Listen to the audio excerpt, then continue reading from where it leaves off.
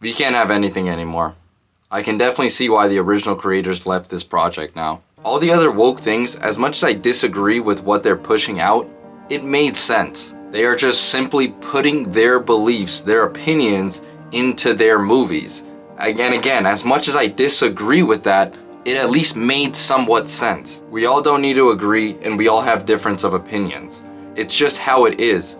But this does not fit into that category. Sokka, yes, in the beginning of the show, he is sexist. No one will ever argue that, and if they do, they're just dumb. But hey, guess what? There's something called character development, and he learns really quick actually. He doesn't even make 5 episodes of being sexist before he humbles himself to a girl, and also in the meanwhile, he gets proven wrong by his sister. Sokka, from the first time we meet him, he was sexist. It was him and his sister on a boat, and he tells his sister all she's good for is cooking and cleaning, you know, the classic. From the first moment of being sexist, he was proven wrong because his sister then gets angry and does powerful waterbending. This show is already showing that Sokka is wrong. It's not putting him in the light that he's in the right. It's the same thing they do in these feminist movies now, except for the shitty writing. All the time in these movies nowadays, there's a moment where a male character tells a female character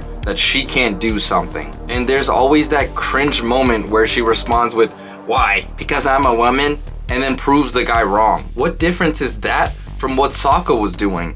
It's both showing that the male characters were wrong and females are more than cooking and cleaning. In just the 4th episode, Sokka gets bodied by Kyoshi warriors, who are women by the way. He couldn't believe that girls beat him up. In the episode, he is repeatedly proven wrong about his ideas about women. But by the end of the episode, he goes down on both knees, humbling himself, and asks the Kyoshi warriors to train him. This not only agrees with what agenda they are pushing out now, but it does it in a non-annoying way. It's not just shoved in your face. It's actually a part of the story, and it's not just some cheap one-liner of, "Why? Because I'm a girl?" It's also seeing a character actually grow and have an arc. Truly, what is the problem? It's everything you want woke Hollywood. A man gets slammed for being sexist. I want to talk about this new live-action Avatar remake in general really quick. Do I think this show will now be bad because of this decision? No. Because I think this show has no chance of being good in general. And I'm not even talking about because I think it's going to be political.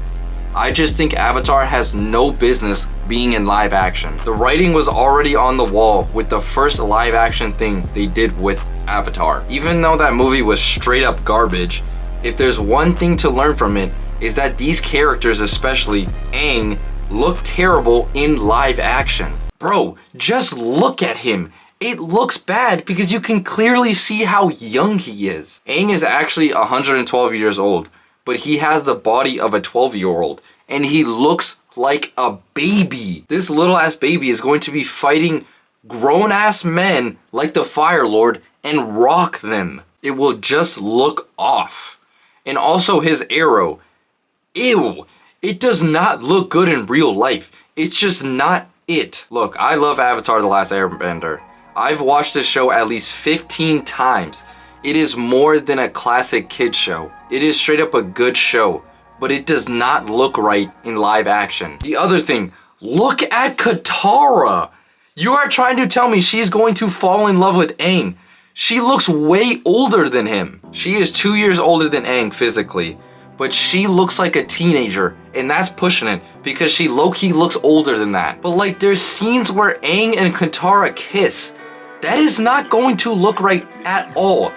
Aang looks way too young. To make this look right, they should have made him older, at least like 16 years old, because you just run into a lot of problems of things just not looking right. Sokka as well. That's a grown-ass man. You cannot tell me anything. That's a 24-year-old dude just chilling. I'm doing a little edit here. I found out this after I recorded that first part. Apparently they are changing the ages of Sokka and Katara, and this just went from bad to worse. They are making Katara 16 and Sokka 14. Oh my goodness. Put Katara in damn handcuffs. If they actually make a 16-year-old girl get in a romantic relationship with a 12-year-old boy, someone needs to call Chris Hansen. We need to ask Katara to take a seat right over on that chair.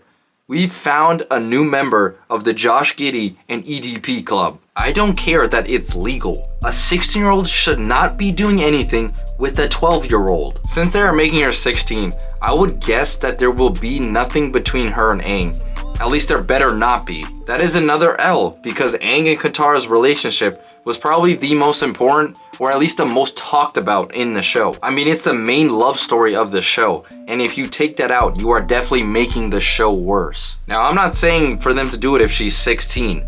I'm saying to make Aang older. He needs to be older for their love story to look okay, and just him fighting to look okay. This show is doomed, and it hasn't even come out yet. I think this is another Hollywood money grab and a perfect example that Hollywood is running out of ideas. We are getting another remake of a well-established and loved show. They are cooked, because I don't know about you guys, but I am getting tired of these remakes. It was fun in the beginning, but they've run it into the ground. I hope this is just plague years for Hollywood, and one day they'll cure this sickness of being dried out of movie ideas, and we'll get back to more creative movies. Can they get out of this rut?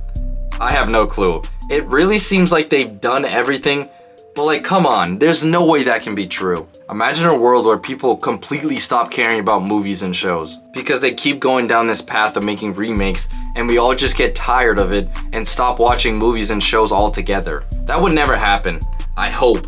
But movies nowadays, there's always such a great divide among us. There's all this extra stuff with movies now, and it's no longer just sitting and watching a movie. There's all these politics and BS that surround movies now, and you just lose focus on what actually matters. The damn movie. It will blow up in their faces eventually. But what do I know? I'm just a guy in his parents' attic.